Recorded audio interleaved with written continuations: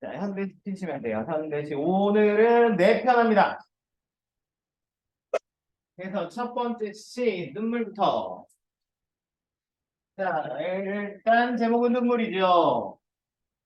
자, 대상이니까 역시 대상의 의미를 찾아주시면 되는데, 근데 얘는 가만 잠깐 보면, 자, 대상이긴 한데, 정서를 수반하고 있잖아요. 이렇게 가끔 정서를 수반하고 있는 상황이라든지 대상이 나오는 경우도 있거든요. 그럼 이제 정서 보는 거랑 이제 같이 가시면 돼요. 정서는 또 어떻게 하라고요? 정서가 있을 때는 정서에 대한 대상을 찾아라. 요게 포인트였었죠. 자, 대상의 의미를 찾고, 자, 이 눈물이 어디로 향하는 것인지 그런 것도 찾으면 돼요. 그래서 일단 먼저 생각 한번 해보는 거야. 자, 눈물 뭘까? 자, 눈물은 여러 가지 의미 있죠? 슬픔의 눈물도 있고, 기쁨의 눈물도 있고, 환희의 눈물도 있고, 아, 어떤 눈물일까? 이렇게 생각하고 딱 들어가시는 거예요. 자, 그리고 화자를 찾아보시면 화자 보이죠? 아, 있습니다. 화자가 표면에 등장하는 시. 그러면서 가시면 돼. 자, 벌어는 옥토에 떨어지는 작은 생명이고, 뭐가? 아, 눈물 바로 보여요? 자, 맞아요. 눈물이에요, 눈물. 자, 근데 만약에 모르면, 자, 이렇게 막 물음표 해놓고 가시면 돼요. 자, 그래서 눈물에 대해서 이야기하는데, 눈물은 뭐라고요? 벌어는 옥토에 떨어지는, 옥토 기름진 땅에 떨어지는 그런 작은 생명이고죠. 점점점, 생명이구나. 뭐 이런 얘기겠죠. 자, 그리고 흠도, 티도, 금가지 않은. 자, 흠도 없고 티도 없대요. 그러니까 굉장히 순수한 것. 그렇죠? 그리고 금가지도 않아요. 완전한 것. 그지? 이렇게 생각해 볼 수 있죠. 그것이 눈물이다. 그리고 나의 전체는 오직 이것뿐. 그래서 나의 전체, 나의 모든 것. 그것이 눈물. 이렇게 말하네요. 자, 그러면서 더욱 값진 것으로 드리라 하올때 쟤는 때 나의 가장 나중 지닌 것도 오직 이것뿐. 그래서 나한테 가장 값진 것. 그것이 눈물이다.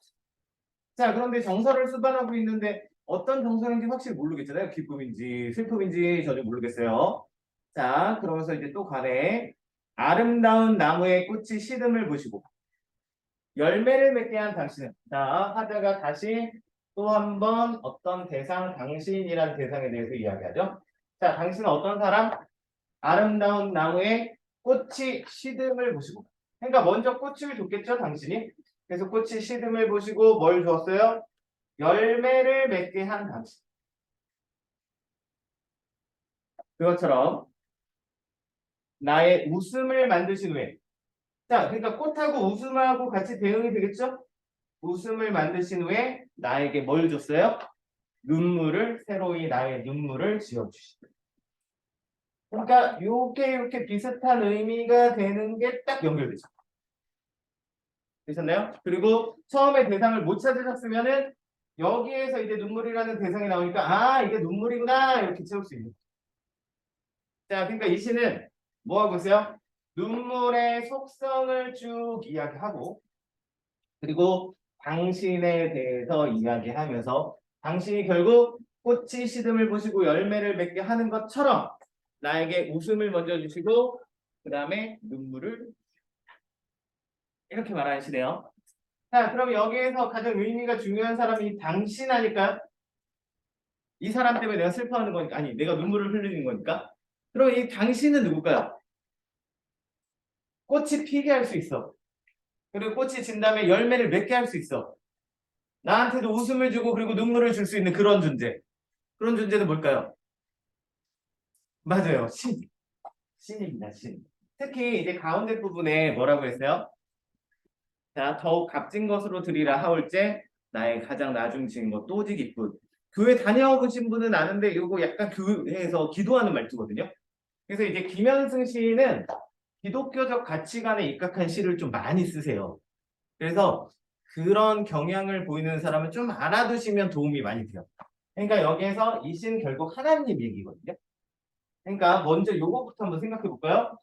자, 하나님은 꽃이 시듬을 보시고 열매를 주셨어요. 그렇죠? 그러니까 꽃과 열매는 서로 반대적인 속성을 가지고 있었을 거예요. 그치? 그러면 얘네의 속성을 한번 생각해 볼까요? 꽃은요, 어떤 존재요? 예쁘고 화려한 존재. 그치? 화려하죠? 근데 열매는 꽃에 비해서 화려하지는 않아. 그치? 열매가 당연히 아무리 화려해도 꽃보다는 못하겠지. 자, 그런데 꽃은요, 결국 지는 존재. 열매하고 비교했을 때. 그래서 열매가 훨씬 꽃보다 오래가고 또 다른 생명을 잉태할 수 있는 그런 존재. 새싹을 키울 수 있는 존재. 그러니까 얘는 좀 순간적인 존재죠. 근데 얘는 그 꽃에 비해서는 훨씬 영원성을 가지고 있겠지. 그러니까 순간적이지만, 아니, 화려하지만 그 순간적인 꽃 다음에 훨씬 덜 화려하지만 다른 생명을 키울 수 있는 훨씬 영원한 존재.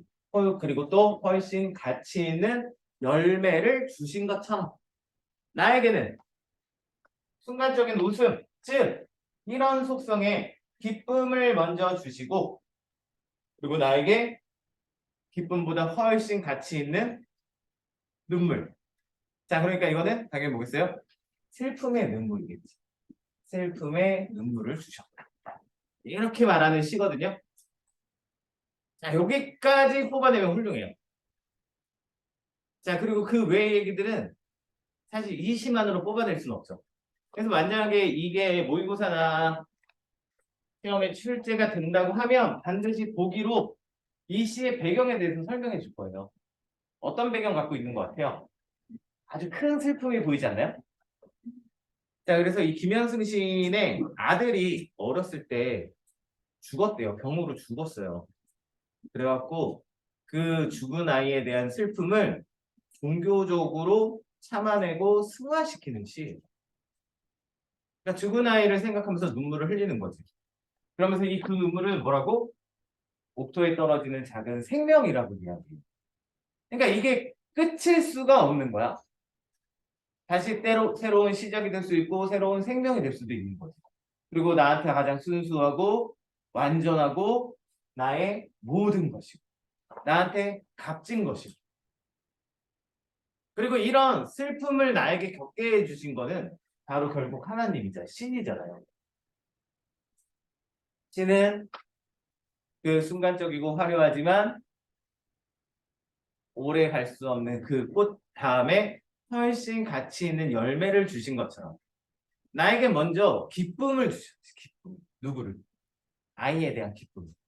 아이가 태어난 순간, 걸음마를 처음 한 순간, 말을 처음 한 그 순간 그런 기쁨들을 많이 남기시고 그 다음에 훨씬 더 가치 있는 슬픔을 주셨을 거야 라고 말하면서 슬픔을 인내하는 시. 뭔지 알겠어요? 네. 슬프니까 빨리 탈출. 자, 그래서 거기 아래쪽에 보시면 경어체로 경건한 신앙심을 표현했다고 했죠? 그래서 기독교적 가치관으로 마치 기도하는 듯한 말투를 사용하고 있어요. 그리고 표현사 국제 아래쪽에 또 보시면 여기 써있네. 아들의 죽음에 대한 슬픔을 상징적으로 표현했다. 자, 그리고 주제는 뭐라고 쓰시면 될까요? 인간적 슬픔의 종교적 승화. 자, 그래서 눈물의 함축적인 의미는 결국 눈물의 의미가 되는데요. 자, 그럼 이 눈물은 부정적인 눈물이 아니라 긍정적인 눈물일 거예요. 결국 나한테 이 슬픔을 주는 것은 열매를 맺게 하는 거하고 동일한 일일 거야. 그러니까 결국 이것 또한 신의 은총일 수 있다. 이렇게 정리해 주시면 되겠습니다.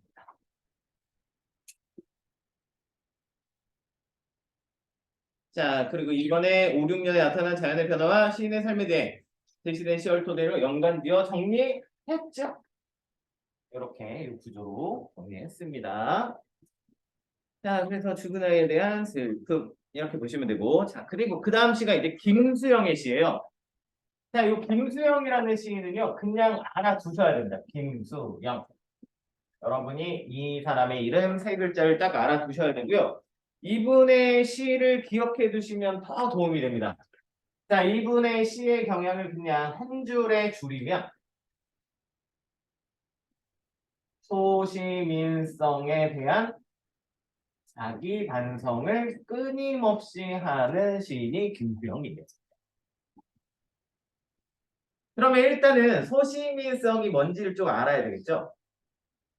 자, 소시민성은 뭐냐면요. 그냥 우리 같은 사람이에요. 우리 같은 사람, 힘없는 사람을 소시민이라고 합니다. 자, 우리들은요, 어떤 특징을 가지고 있냐면요. 불의를 보잖아요. 불의를 보면 침묵해요. 아무 말도 하지 않아요. 자, 예를 들어볼까요? 학원을 끝나고 요즘은 없더라. 근데 이게 등치 큰 애들이 중학생 애를 이렇게 딱 골목으로 끌고 가고 이렇게 삥 뜯고 있어. 돈을 뺏고 있어요. 여러분이 그걸 목격했어요. 주변에는 아무도 없어. 나 혼자 목격했어. 마침 그 등치 큰 애들은 나를 못 봤는데 거기 중학생 애랑 내가 눈이 마주쳤어요. 그러면 여러분 어떻게 할 거예요? 어떻게 할 거예요? 신고해 줄 거예요? 어떻게 하실 건가요? 거기에서 저기요 잠깐만요. 뭐 하세요? 아는 사이에? 이러시면 안 되죠. 할 수 있어요? 할 수 있어요? 자, 대답을 원하지 않아요. 고개로 말해봐. 할 수 있어요? 영상이니까 이름은 안 남길게. 할 수 있어요? 할 수 있어요? 우리 남학생만 물어봅시다. 할 수 있어요? 못해요. 사실 그게 우리가 해야 된다는 거 알아. 근데 그거를 할 수 있는 사람이 누가 있겠어요? 그렇지 않아요? 제가 그런 상황이었어요. 제가 할 것 같아요? 저 절대 하잖아요. 네. 그래서 얼른 걔네들이 보기 전에 얼른 고개를 돌리고 얼른 가겠죠. 근데 그게 정말 냉정하게 생각해 보잖아요. 물론 조금 잘못된 일이야. 조금 아니야 많이 잘못된 일이야. 하지만 어쩔 수 없잖아요. 그렇게 참견하고 껴들었다가 내가 돈 뺏기면 어떡해요? 내가 맞으면 어떡해? 처음 본 개보다 내가 더 중요하잖아. 이게 소시민성이에요. 불의를 보잖아요. 침묵해. 잘못된 거 알아. 침묵해. 왜? 그 화살이 나한테 돌아올까 봐. 그건 사실 비난할 수가 없어요. 욕은 먹을 수 있겠지. 근데 세상 사람들 그 욕하는 사람들이 전부 다 그런 행동을 할 수 있다고요? 아니야. 인터넷에선 할 수 있어. 자기 얼굴이 안 보이니까. 실제로는 아마 못할걸요. 자, 그래서 이 김수영은 그런 소시민성을 가지고 있어요. 근데 가만히 생각해봐요. 자, 시인은요, 그런 소시민성을 가지고 있으면 되나요? 특히 김수영은요, 윤동주 우리 지난주에 했잖아요. 윤동주하고 시에 대한 생각이 비슷했어요. 시라는 것은 세상을 개혁하고 세상을 변혁시키는 힘을 가지고 있다고 생각을 했어. 그런데 본인은 소시민성을 가지고 있어. 불의를 보고 침묵해. 벌벌벌 떨어. 그러면 시를 제대로 쓸 수 없죠. 그래서 거기에 대해서 끊임없이 자기 반성을 하는 시인이에요. 자, 궁금한가요? 왜 이런 소시민성을 갖게 되는지? 혹시 궁금한가요? 안 궁금한가요? 궁금하면 옆으로 빠질 수 있어. 자, 빠져도 드릴게요. 눈빛에서 난 읽었어. 네. 이분은요, 그러니까 좀 시간 상태가 짧게 좀 얘기해야 돼요. 6.25 때 납북을 당해요. 그래서 6.25 때 이제 피난을 못 가서 서울에 남아있다가 많은 문인들을 모아놓고 사상교육을 시키고 그리고 전선이 좋지 않자 북한으로 다 납북을 해요. 정치적으로 이용을 하려고. 근데 거기에서 도망을 가지 못해요. 왜 도망 못 가냐면 그냥 어디 사는지 알아요. 가족들이 어디 있는지 다 알아요. 가족들 때문에. 그래서 그냥 하염없이 북으로 막 끌려가는 거예요. 그러다가 한두 명씩 이제 도망가기 시작하죠. 그때 이제 김수영 용기를 내요. 도망을 나가요. 밤에. 근데 도망 나왔는데 도망 나온 시기가 좀 너무 늦었어요. 너무 북한 쪽에 가고 도망을 나왔어요. 그래갖고 서울까지 내려오는데 너무 오래 걸려요. 뭐가 있어요? 그냥 걸어서 하염없이 내려오죠. 산 그짓고를 하고. 이렇게 내려오다가 국군한테 잡힌 거예요. 근데 왜 거지 같은 애가 북한에 납치되다가 결국 탈출했다고 이렇게 얘기하죠? 그리고 나는 시인이다. 나 김수영 시 모르냐? 안 읽어봤냐? 뭐 이런 얘기하고 그러니까 걔네 뭐 읽어봤겠어요? 그래서 얘 뭔가 이상하다. 얘 간첩 아니냐? 라고 오인을 받아갔고요. 포로 수용소에 갇혀요. 감수성이 예민한 시인. 포로 수용소 당시에 포로 수용소는요 어떠했는지 알아요? 전부 북한군을 모아놓잖아요. 그 포로 수용소에 갇히면 자 일단 북한군이 둘로 쪼개져요. 둘로 나눠져요. 일단 조선 인민주의 어쩌고저쩌고 하면서 그 민족의 해방을 위해 공산주의에 몸담고 전쟁에 몸담고 아주 투철한 공산주의자 가 있고 그냥 아무런 생각이 없는 그냥 뭐 밥 준다고 하니까 아니면 총 들고 나가라고 하니까 그냥 전쟁 나간 이념에 대해서 아무것도 모르는 그런 전쟁에 참여한 북한군이 있어요. 그래서 걔네들은 어떻게 되냐면 이 공산주의 때문에 포로 수용소에 갇힌 거잖아요. 내가 언제 죽을지 모르는 상황이 돼버린 거잖아요. 그래서 아주 철저하게 반공주의자가 돼버려요. 근데 문제는 얘네들 같이 가둬놨어요. 그럼 어떻게 되겠어? 그 안에서 맨날 싸우는 거예요. 서로 죽고 죽고. 낮에는 감시를 하니까 그런 싸움이 덜한데 밤에는 어떻게? 밤에는 정말 그야말로 생존이에요. 그래서 막 서로 납치해 다 죽여요. 그 안에서. 그래서 저도 들은 얘기인데 한번 그랬대요. 이렇게 이제 그런 일이 있어서 한번 타깃이 된 애가 있어. 그래서 얘를 지켜줘야 되잖아. 그래갖고 밤에 이렇게 손을 꽉 잡고 잔대요 서로. 근데 이제 다음날 일어나 보면 손만 있대. 그럼 데려가서 죽인 거야. 뭐 그런 일이. 그런 일이 비일비재하게 벌어져. 그리고 다음날 어디 있는지 알아요? 화장실에. 허세실 화장실 있죠. 거기에 죽여서 버려. 그런 곳에 전쟁에 참여도 하지 않은 감수성이 정말 예민한 시인이 있어. 해인이 되는 거야. 그래서 그 전쟁의 경험을 이야기한 시도 있어요. 어느 날 고궁을 나오면서. 그래서 그 안에서 김수영이 어쩔 수 없이 PTSD 엄청 오겠죠? 그래갖고 그런 소시민성을 탑재하게 돼요. 근데 시인으로서의 정체성이 있으니까 계속해서 끊임없이 자기 반성. 그걸 극복하려는 의지를 계속해서 시를 쓰는 그런 시. 자, 그래서 자 김수영의 이제 사령이라는 시가 있거든요. 요것도 그걸 되게 잘 보여주는 시. 자, 제목의 의미를 찾으려고 했더니 잘 모르겠네. 그치? 그럴 때는 그냥 넘어가. 자, 근데 이제 하는 거니까 죽을 사자에 영혼이 없어요. 영혼이 죽어 있다 이런 뜻입니다. 그럼 상황이죠? 그럼 그게 무엇을 말하는지 체크하시면 돼요. 자, 화자 체크하시면 화자는 역시 또 나. 어디서 하죠? 자, 활자는 반짝거리면서 하늘 아래 간간히 자유를 말하는데 활자에 대해서 이야기했네요. 자, 활자는 뭐 한다고? 자유를 말하는데. 근데 나는 어떤 상황?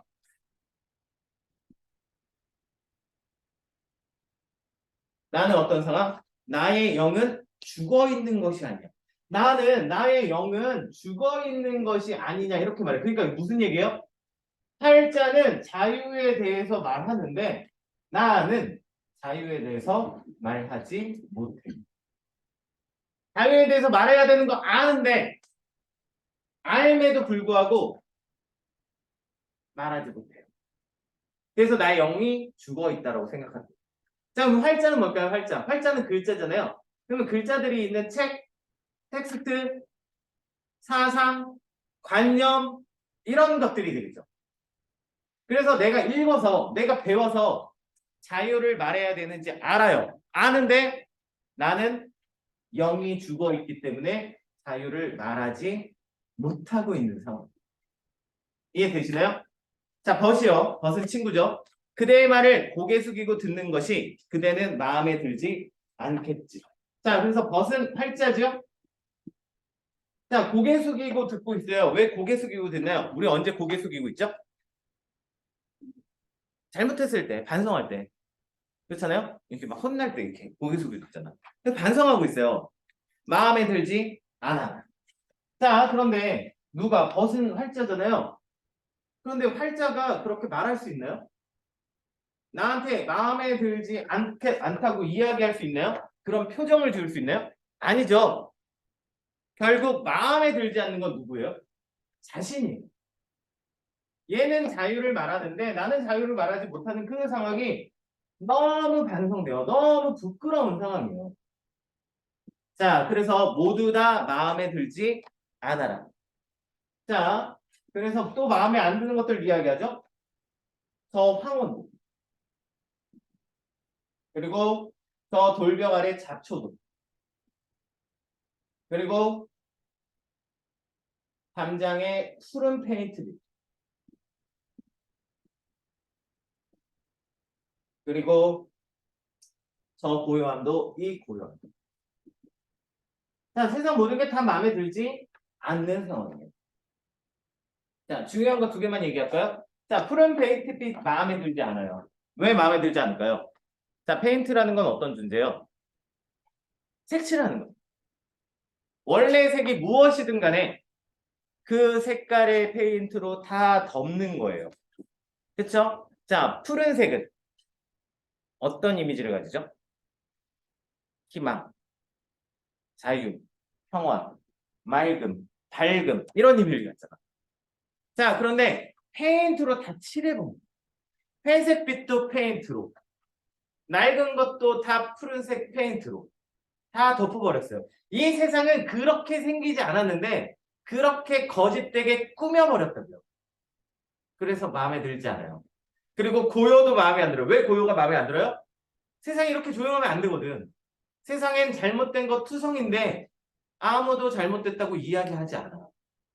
그게 너무 마음에 들지 않는 거야. 일단 나도 조용하잖아요.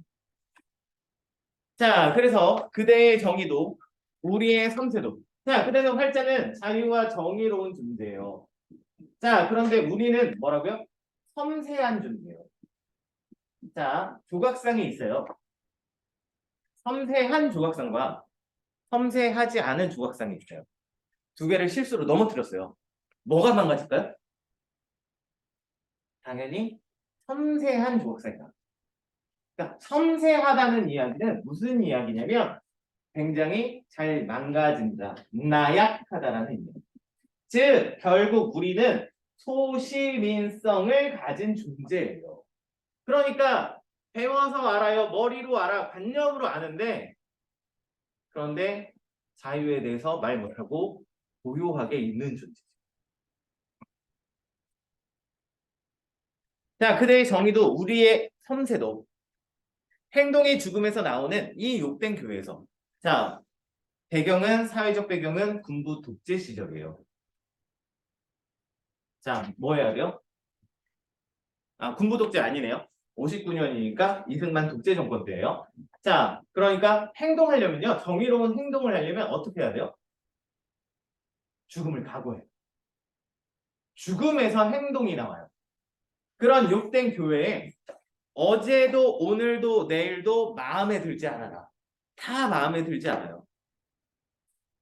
그대는 반짝거리면서 하늘 아래서 간간히 자유를 말하는데 우스워라.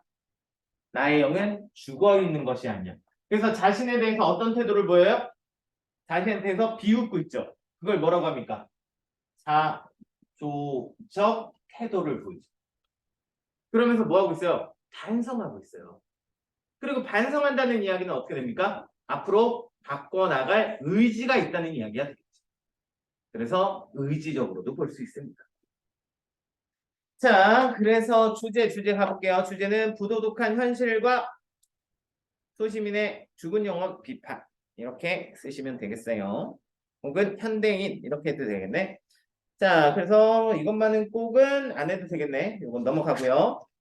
자, 그리고 이제 두 번째 시가 있는데 또 역시 김수영 씨입니다. 이 김수영의 이 다음은 폭포라는 시인데 이 폭포는 김수영의 시 중에서 굉장히 중요한 가치를 가져요. 물론 출제도 자주 됩니다. 어떤 중요한 가치를 가지냐면 이건 김수영의 시 정신, 시 세계를 보여주는 시입니다. 어떤 시를 쓰고 싶다, 어떤 시 정신을 가지고 싶다라고 폭포를 통해서 밝히는 시예요. 그래서 역시 폭포 가볼게요. 자, 근데 폭포 벌써 얘기했죠. 폭포가 뭐라고? 김수영의 시 정신을 상징합니다. 시 정신, 시대 정신 이런 것들을 상징해요. 자, 그래서 역시 화자를 찾아보시면 화자는 없어요.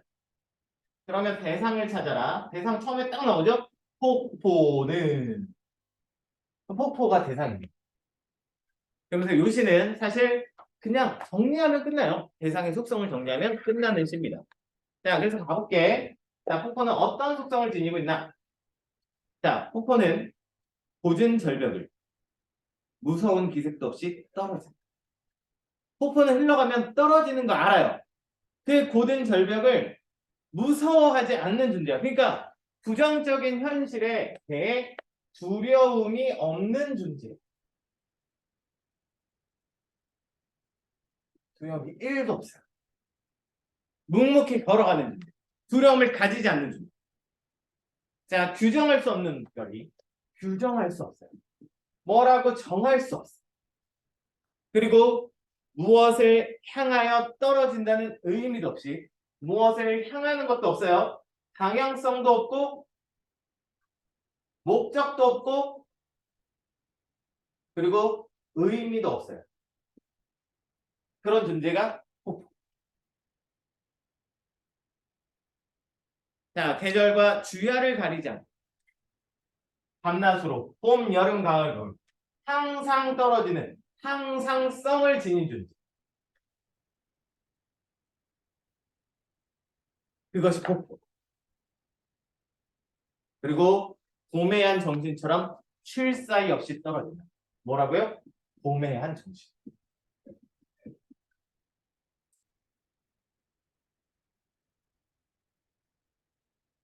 금전화도 인가도 보이지 않는 밤이 되면.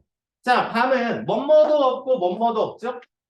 자, 그러니까 이 밤은 당연히 부정적인 현실을 이야기하겠지. 있어야 되는데 없을 때 뭐뭐도 없다라고 하죠. 자, 그럼 부정적인 현실이 되면 폭포는 잦은 소리를 내며 떨어집니다. 잦은 소리를 내는 존재가 폭포. 언제? 부정적인 현실. 자, 잦은 소리는 소리이다.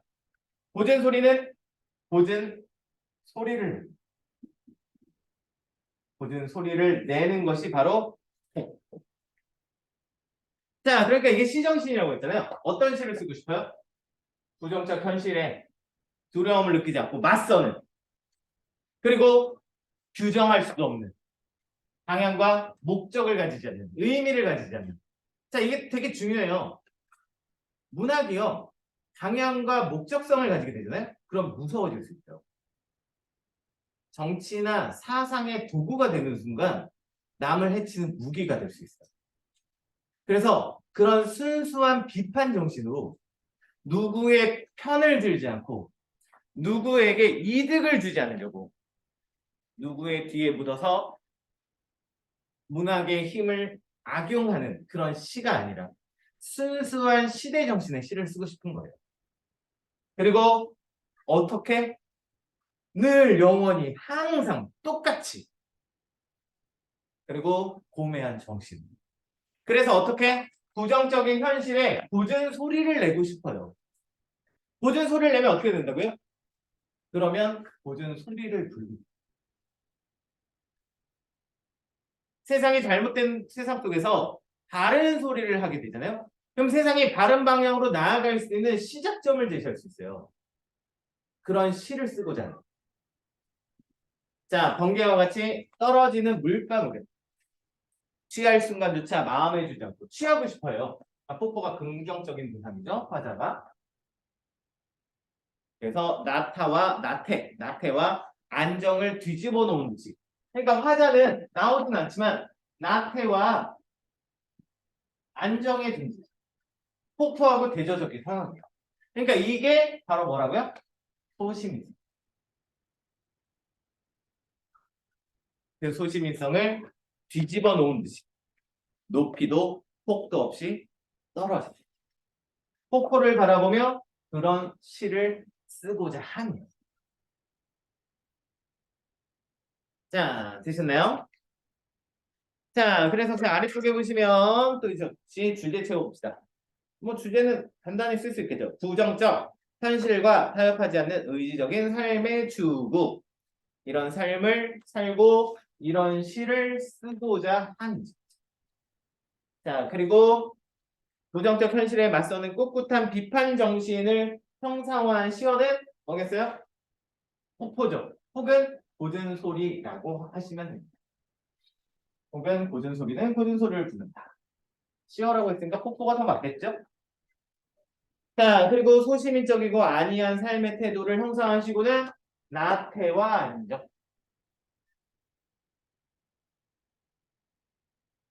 자, 그리고 오늘의 마지막 시 껍데기는 바람.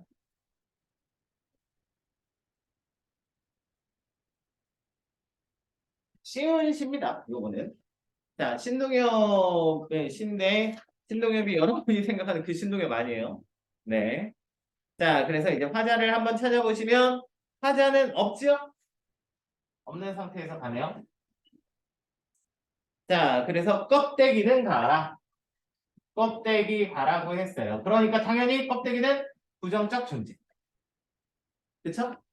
그리고 4월도 알맹이만 남고 자, 4월도 알맹이. 알맹이는 껍데기하고 반대니까 당연히 긍정적. 그리고 뭐라고?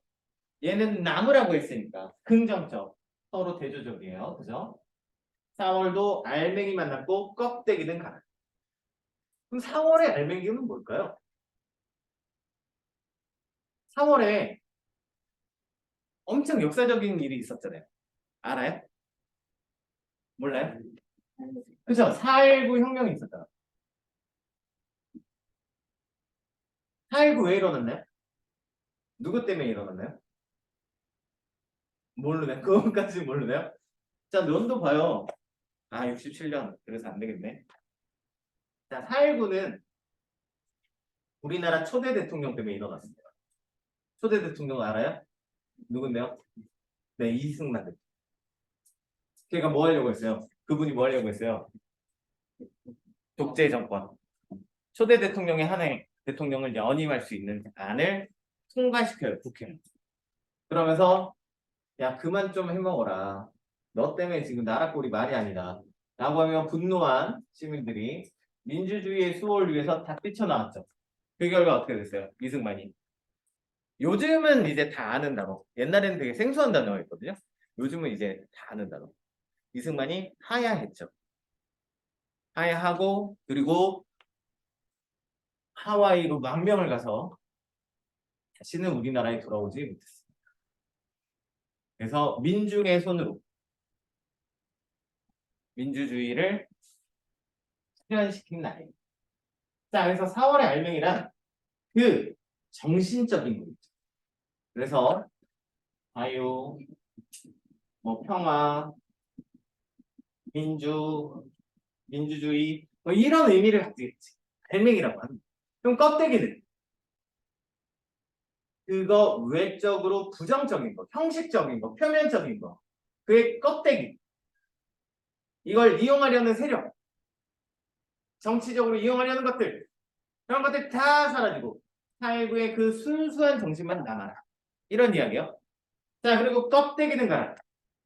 동학년 봄나루의 그 아우성만 살고 또 껍데기는 가라. 자, 동학년에 무슨 일이 있었어요?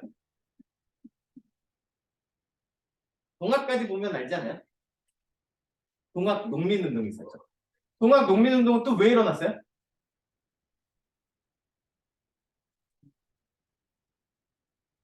그냥 쉽게 한마디로 이렇게 못 살겠다죠. 이렇게 못 살겠다. 그래서 전라도부터 서울까지 행진을 해서 올라가요.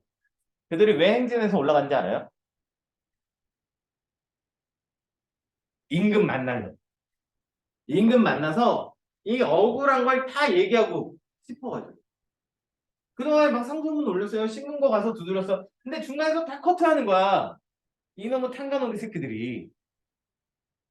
야, 이렇게 못 살겠다. 임금하고 한번 얘기를 해보자. 라고 성남군중이 엄청나게 많이 몰려요.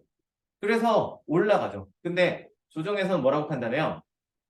밀란이고 반란이고 역모라고 판단을 해요. 근데 이미 조선의 국력이 많이 쇠해서 그 사람들을 막을 수가 없는 거죠. 그래갖고 어떻게 해요? 일본 군대를 개입시켜요. 그래서 일본 군대에 의해서 몰살을 합니다. 그게 동학농민운동이에요. 그래서 이 동학농민운동도 사실 보면 이거랑 똑같아요. 이 정신이랑. 그렇지 않아요? 주체적인 민주주의 그런 이념이죠. 자, 그래서 이 동학 역시 동학의 그 순수한 정신만 남기고 껍데기는 다 가버려요. 자, 그래서 그리하여 다시 껍데기는 가라. 그러니까 얘네들의 그 순수한 정신의 정수, 엑기스만 모아서 어떡합니까? 이곳에선 두 가슴과 그곳까지 내놓은 아사달과 아사녀. 아사달과 아사녀. 아사달 아사녀는요, 갑자기 뜬금없이 튀어나오는 것 같은데, 원래 현진건의 무영탑이라는 소설에 나오는 등장인물들이거든요. 그냥 우리 민족의 대유법이에요. 아직 시간이 조금 있으니까 무영탑 얘기도 살짝 해볼까? 그냥 하고 싶었어요. 자, 이 무영탑이라는 현진건의 소설이 있는데, 그림자가 없는 탑이라는 뜻이거든요. 그래서 그 불국사 가보셨어요? 탑이 두 개 있어요. 알아요? 무슨 탑과 무슨 탑? 석가탑과 다보탑이 있어요. 그 중에 하나의 이름이 무영탑이에요. 자, 50% 내가 찍어봐요.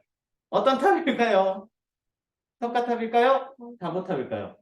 석가탑입니다. 석가탑의 또 다른 이름이 무영탑이에요. 그림자가 없는 탑. 거기에 얽힌 이야기의 등장인물이에요. 신라 최고의 석공 아사달은 불국사의 탑이 세워진다는 이야기를 듣고 스카웃당해요. 그래서 내가 탑을 세워볼게. 아사녀한테 이야기해요. 부인이거든. 근데 이제 절에 탑을 세우는 일이라 이게 그 불경스러운 일이 생기면 안 되잖아요. 그래서 절에서 합숙을 합니다. 외부 사람은 들어가지 못해요. 그래가지고 당신은 뭐 서로 연락할 수단도 없잖아요. 자, 그래서 이제 아사녀한테 이야기합니다. 내가 탑을 완성시키고 돌아올 테니 그 저기 절 앞에 있는 연못에 아마 그림자가 비칠 거다. 탑이 올라가면 그 그림자를 보고 내가 돌아올 시기를 가늠을 해라. 이렇게 말합니다. 그리고 탑을 만들어 가요. 근데 이제 아사녀는 이제 그 연못에 매일 출근하는 거죠. 그래서 탑이 올라가는 걸 보려고. 근데 하루가 지나고 이틀이 지나고 한 달이 지나고 몇 개월이 지나도 그 그림자에 변화가 없는 거예요. 그러니까 햇볕에 비친 그림자 아닌 거 알겠죠? 연못에 비쳐있는 투영된 그림자. 안 올라가는 거예요. 그래서 이건 필경 무슨 일이 생긴 거다. 사고를 당한 거다. 자, 그런 생각을 하고 그 생각이 너무 계속 커지다가 결국 비관해서 자결을 해요. 연못에 빠져서 죽어요. 근데 한편 아사달은 무사히 탑을 완성시켰어요. 그리고 돌아와 보니까 어때? 아내가 없어요. 그리고 아내가 죽었다는 얘기를 듣게 되죠. 그래서 슬퍼하다가 결국 같이 따라간다는 아주 짧은 이야기. 근데 그 이야기를 소설로 써놓고. 그래서 현진건의 무영탑입니다. 그래서 이거를 이제 우리 민족의 제유법으로 써놓은 거야. 자, 근데 뭐라고 했대요? 자, 이곳에선 두 가슴과 그곳까지 내놓은 아사달과 아사녀. 그러니까 홀딱 벗었죠. 그러니까 순수한 모습으로. 중립의 초래청 앞에 서서 부끄러운 빛냄이 맞절할지니. 자, 초래청은 결혼하는 것이거든요. 여기에서 결혼해요. 그러니까 뭐가 됐어? 둘이 하나가 됐죠? 화합이라고 써놓을게요. 하나로 화합.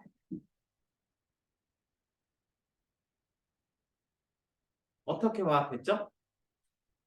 4월의 정신, 4.19의 정신과 동학농민운동의 그 정신.